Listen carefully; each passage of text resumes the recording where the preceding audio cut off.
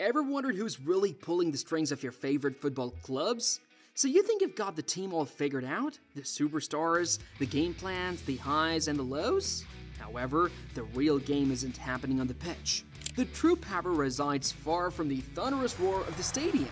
From billionaire moguls to state-owned enterprises, the world of football ownership is a labyrinth of hidden agendas and financial muscle. Who are these mysterious players orchestrating everything behind the scenes? How do they wield their control, and what does this mean for the future of the sport we love? Join us as we peel back the layers to reveal the unseen hands that control football clubs. Football as we know it has a rich history that goes back over a century. At first, football clubs were community institutions. Local businessmen, communities, or fan groups owned and ran these clubs. They were more than just sports teams. They were a symbol of community energy and pride. The funds for these clubs were not very big. Ticket sales, small sponsorships, and the occasional transfer fee bought in money. Surprisingly, the main goal back then wasn't to make a lot of money. It was to give the local community entertainment and a sense of identity.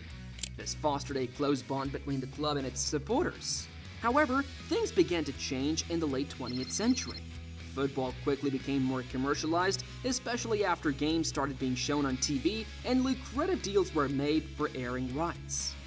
Rich people were drawn to the new money because they saw the chance to make money, gain prestige, and gain power by buying a football club. One of the most visible signs of this change is the acquisition of Manchester United by the Glazer family. Manchester United is one of the richest clubs in world sport and one of the most successful in the history of football. Boasting an impressive tally of 20 league titles and 3 Champions League victories, the Red Devils have solidified their status as one of the most renowned and commercially successful clubs in global football, despite facing challenges on field at Old Trafford in recent times. Meanwhile, the club's ownership is a highly controversial topic. Following the guidance of his sons, Malcolm Glazer started acquiring shares in Manchester United in 2003 and eventually became the sole owner of the club by the end of 2005. Back in March 2003, he splurged a whopping £9 million on his initial 2.9% stake, and by the end of the next year, that number had skyrocketed to nearly 30%. In 2004, there was a disagreement between businessmen John Magnier and J.P. McManus, with former United manager Sir Alex Ferguson. The duo held a significant stake of 28.7% in the club, and they even ventured into the world of horse racing by backing the Irish racehorse Rock of Gibraltar alongside Ferguson. An intense disagreement about stud rights resulted in the businessman's desire to exit the club, ultimately leading to Glazer's acquisition of their shares in May 2005. He reached approximately 57% ownership, surpassing the 30% threshold that obligated him to initiate a takeover bid. Glazer swiftly acquired 75% of the club's shares, enabling him to remove the company from the stock exchange. In just a month, Red Football Limited gained 98% ownership, leaving a mere 2% to be squeezed out. Thanks to the massive and diverse commercial contracts signed during the Glazer era, club revenues have more than doubled since 2005. As a result, United has been recognized as the third most valuable football club in the world by Forbes 2020. They also secured an impressive 4th position in the Deloitte Football Money League in 2021, with only Barcelona, Real Madrid, and Bayern Munich leading the pack. On the other hand, Roman Abramovich's acquisition of Chelsea in 2003 tells a different story. He was completely unknown by anyone at Chelsea. He was introduced as a mysterious buyer, described as wealthy, foreign, and serious. That was initially the extent of the information shared with anyone at Stamford Bridge. He was eager to acquire Chelsea and expedite the transaction, resulting in a set price of £60 million for the club, with an additional £80 million to address its debt. The outline terms were quickly agreed upon, taking only 15 minutes. There were other overseas owners in the Premier League before Abramovich came along, but Abramovich was the pioneer in bringing overseas investment to English top-flight clubs. And although the concept of a benefactor owner was not a new occurrence, because it had been previously demonstrated by Jack Walker at Blackburn Rovers, Abramovich was able to elevate the sugar daddy model to an entirely new level. Abramovich had a different plan in mind. When the transfer window slammed shut in late August, their spending spree had reached a staggering £120 million. They brought in a star-studded lineup, including Glenn Johnson and Joe Cole from West Ham, Jeremy and Claude Makelele from Real Madrid, Wayne Bridge from Southampton, Damien Duff from Blackburn Rovers, Johann Sebastian Veron from Manchester United, Adrian Mutu from Parma, Alexei Smirnin from Bordeaux, and Hernan Crespo from Inter Milan. That was huge. The largest net spend in a single season by a Premier League club prior to this was Fulham's impressive £35 million expenditure after their promotion in 2001. The arrival of Abramovich completely transformed the financial landscape of football. His wealth revolutionized the entire industry. As a result, a culture emerged where there are virtually no limits when it comes to ownership.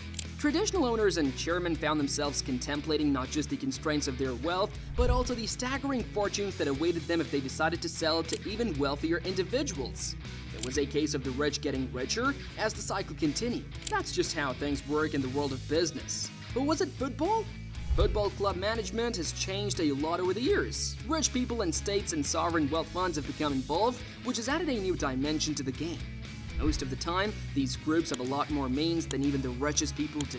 Under the ownership of Sheikh Mansour bin Zayed Al Nahyan, Manchester City has invested heavily in world-class talent and state-of-the-art facilities, leading to a period of unprecedented success. The club has won multiple Premier League titles, FA Cups, and a League Cup, establishing itself as a dominant force in English football. However, this transformation has also sparked debates about the influence of state-backed ownership in football.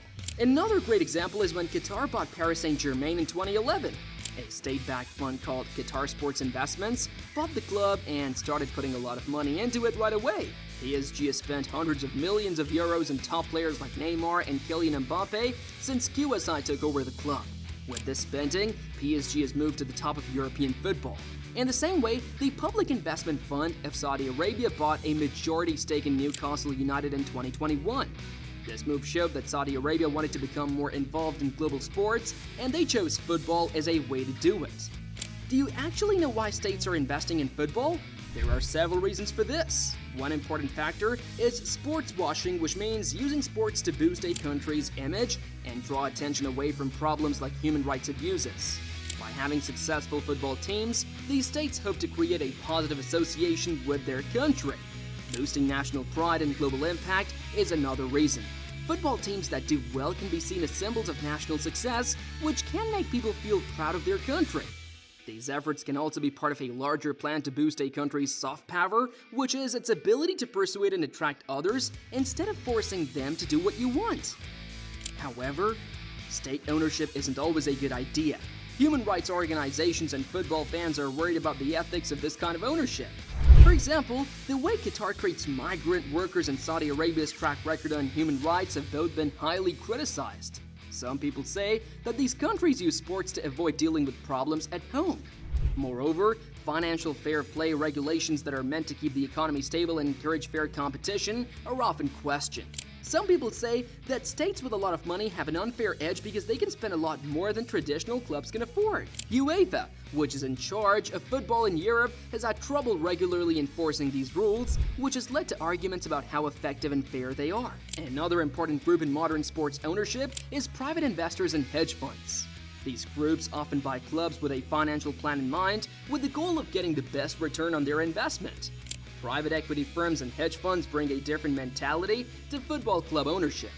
Unlike wealthy people or state-backed funds, these investors usually prioritize financial performance and efficiency. They look at clubs as business assets and try to find ways to make more money, cut costs, and raise the value of the club overall. Leveraged buyouts are a popular way for private investors to make money. This involves borrowing significant sums of money to finance the purchase of a club with the expectation that the club's future revenues will cover the debt. While this can be a successful strategy, it also carries substantial risks. If the club doesn't make the money it expects to, it could have serious money problems. A notable example of this strategy is the acquisition of AC Milan by Elliott Management. AC Milan was once the most powerful in European football, but for several years, they had trouble with money and their play got worse. Li Yonghong, a Chinese businessman, bought the club in 2017 with mostly borrowed money. But he didn't pay back his loans, so Elliott Management stepped in. Elliott took a measured approach. They worked to get the club out of debt, make its finances more stable, and buy young, talented players instead of expensive superstars. The goal of this approach was to lay the groundwork for long-term success. club has made growth both financially and in the field, but it is still a work in progress. How football teams are run has changed a lot since rich owners, states, and private investors started putting money into them. Focusing on financial results and wanting to be successful right away have caused big changes in how the club works.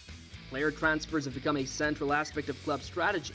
Clubs with a lot of money can attract top talent from around the world, often paying exorbitant transfer fees and salaries. This has made the market for players very competitive, which has driven up costs and made a big difference between teams with big budgets and those with smaller ones.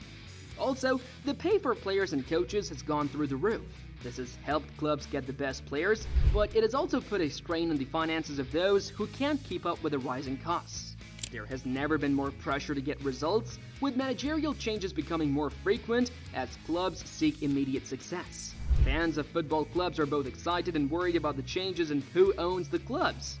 On the bright side, the extra money has helped the team do better, allowed them to sign world-class players, and build them state-of-the-art infrastructure. There are a lot of fans who love seeing their teams play at the top level and enjoy the spectacle that comes with big money. However, there are also downsides. Football has become more commercialized, which has caused ticket prices to rise, making it more expensive for fans to go to games. Some fans feel disconnected from clubs that are now owned by distant billionaires or foreign states. A more corporate and globalized approach has taken the place of the traditional feeling of community and identity that many clubs used to have. That is the evolution of football club ownership, from local businessmen to billionaires, private investors, and sovereign states. What do you think about the way sports clubs are owned right now? Tell us what you think in the comments below, and don't forget to like this video and subscribe for more videos. Check them out now.